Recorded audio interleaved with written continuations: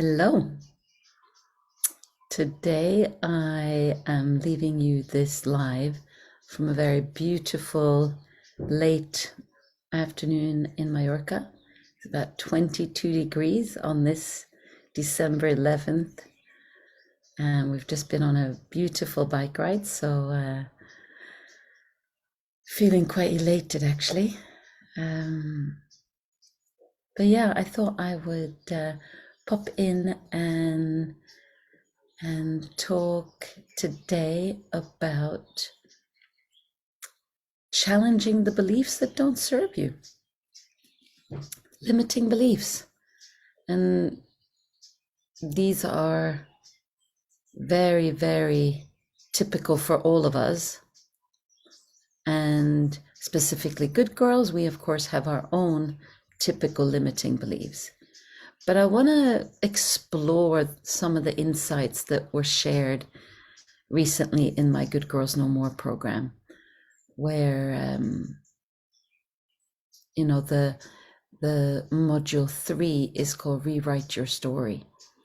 So I want to shed light on some of the beliefs that and how these limiting beliefs impact us grown women today. So throughout the program, we've been uncovering the layers of conditioning that have shaped our behavior and choices. And in module 3, our focus shifted to the self-limiting beliefs that have a subtle influence on our lives. And when I say subtle, it doesn't always have to be subtle. But somebody in the Facebook group made a comment today about, oh, thank you for reminding me about limiting beliefs. And it's like, I think if we sat down and just listened to our self-talk on a daily basis and wrote down some of the things we tell ourselves, we'll probably find that there are quite a few limiting beliefs that actually run our lives, stop us from really thriving, stop us from going after the things we really want. And especially with the good girl syndrome, a lot of the limiting beliefs are direct, keeping us in that box of being a good girl. So when the women delve deeper into their narratives, they discover that some of these limiting beliefs had been silently eroding their self-worth and holding them back from embracing their authentic selves. I know this very much myself as well. I remember back in the day when I started breaking free of the mold that I was stuck in. And it was the inner chatter, the beliefs that I had been so convinced were true for so long, really kept me prisoner and really kept the process, made it much longer to free myself. And I'm not saying that I'm at any kind of destination now. I just have a lot more freedom than I used to. One of the most important realizations that emerged during the module was the recognition that these limiting beliefs have been acquired early on. Like so many of, conditioning happens early, often during childhood. So messages like, you have to be perfect to be loved. And of course, and it could be your needs are not as important as others, have become deeply ingrained within some of their psyches.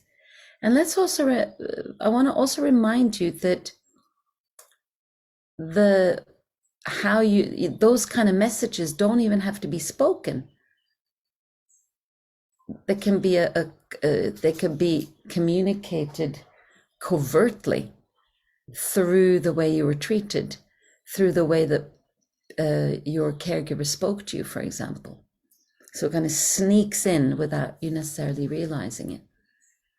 And so what was amazing was that the women began to see how these beliefs had influenced their choices, their relationships, the way they communicate, the way that they, like I said earlier, also No, the way they were really able, or rather lack of ability to go after what they really wanted, and really had a big impact on their sense of fulfillment.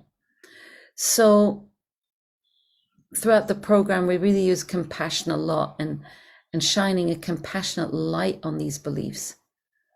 The women started to challenge their validity, and they bravely confronted the stories that they'd carried for years, maybe even decades, and discovered that they could see how they weren't really serving them anymore.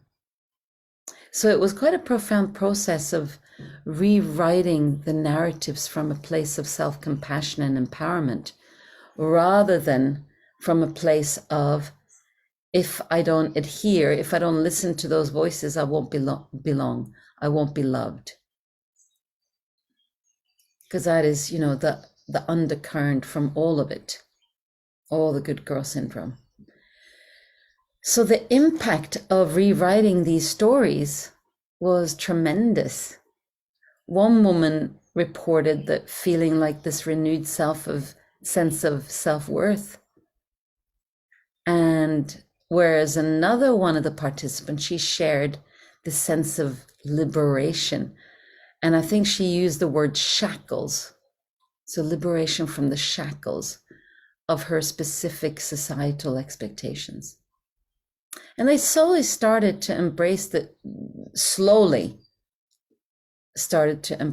truth that their worthiness was innate and not dependent on external validation.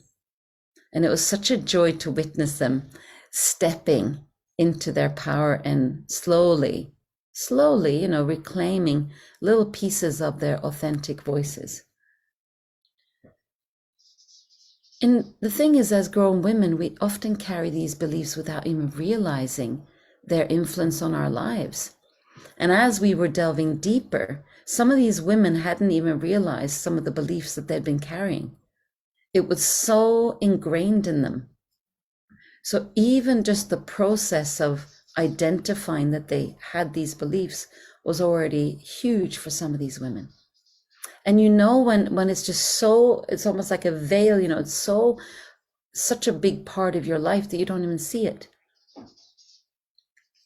So, they shape your decisions, your relationships, and the way we show up in the world. So by actively challenging the beliefs, the women started to empower themselves and starting to create, taking the steps to create a life that is more aligned with their needs, their desires, what they know to be true at the core. So perhaps you can take this moment to also reflect on some of the beliefs that may be holding you back. Are those stories that you carried for years no longer serving you? Like the women in Good Girls No More. What would it look like to rewrite your narrative from a place of self-compassion and authenticity? So again, I want to underscore that a lot of these transitions, everything that I was taking these women through in Good Girls No More, they take time and they require both compassion, attention, intention. So really bearing that in mind, that whatever you're noticing about your life, whatever you're